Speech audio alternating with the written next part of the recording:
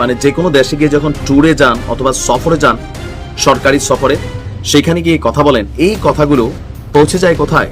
বিশ্বের একদম সেন্ট্রাল পয়েন্টগুলোতে। আর সেই সেন্ট্রাল পয়েন্টে পজিটিভলি হোক নেগেটিভলি হোক তিনি বিএনপিকে পরিচয় করে দিয়েছেন ভিন্ন রকম ভাবে। তবে বিএনপি এটাকে পজিটিভ নেয় নাই, বা তাদের যারা সমর্থকরা আছেন তারাও নেয় নাই যে আপনি ঘরের ছেলেকে বিদেশে গিয়া আপনি চিনাই দিচ্ছেন কি হিসাবে? সংস্কারের পথে বাধাকারী হিসাবে। দর্শক, এই মুহূর্তে খুবই ভাইরাল একটা ইস্যু হচ্ছে ডক্টর মোহাম্মদ ইউনূস। তিনি এই মুহূর্তে আপনারা জানেন যে জাপান সফরে আছেন। তো সেখানে Nikki forum future of Asia, মানে এশিয়ার যে ভবিষ্যৎ, তো সেখানে একটা আন্তর্জাতিক সম্মেলনে প্রশ্ন উত্তর ছিল তার কাছে অনেকগুলো। তো এর মাঝখানে তিনি একটা উত্তর দিয়েছেন যে দেশের সব রাজনৈতিক দল না, আমাদের জানা তথ্য মতে 42 থেকে 45টি দল আছে রেজিস্টার্ড, লাইসেন্সড, এনসিপি এর বাহিরে, বাকিরা হইলে এটা আর একটা বাড়বে। যাই হোক, দেশের সব রাজনৈতিক দল নয়, শুধুমাত্র একটি নির্দিষ্ট দল ডিসেম্বরে জাতীয় নির্বাচন চায়।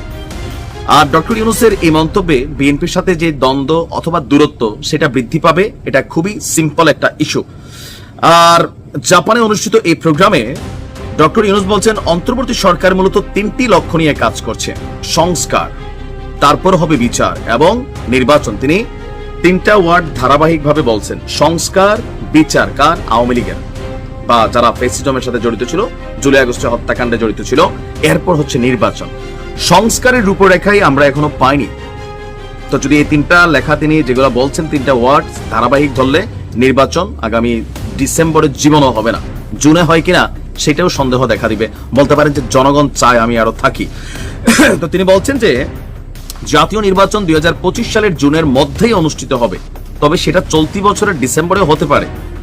তবে নির্বাচন কবে হবে তা অনেকটাই নির্ভর করছে কাঙ্ক্ষিত সংস্কার কতটা বাস্তবায়িত হয়েছে। সংস্কারে কোনোটাই বাস্তবায়িত হয় নাই।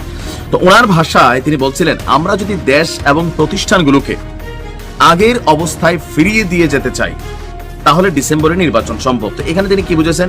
করাপ্টেড বাংলাদেশ, ফ্যাসিস্ট বাংলাদেশ, আমি জানি না মানে কি কি শব্দ বাংলাদেশের সাথে নেগেটিভ করা আছে। প্রতিষ্ঠানগুলো ভেঙে গেছে, তিনি বলছিলেন লুটপাটে ভরে গিয়েছিল, আমরা সেই ভাঙা জাতির হাল ধরছি, তরুণদের চোখে চোখ রাখছি, স্বপ্ন দেখছি, বাংলাদেশকে বদলানোর কথা শুনছি, সেখান থেকে আমরা রিফর্ম করতে চাচ্ছি।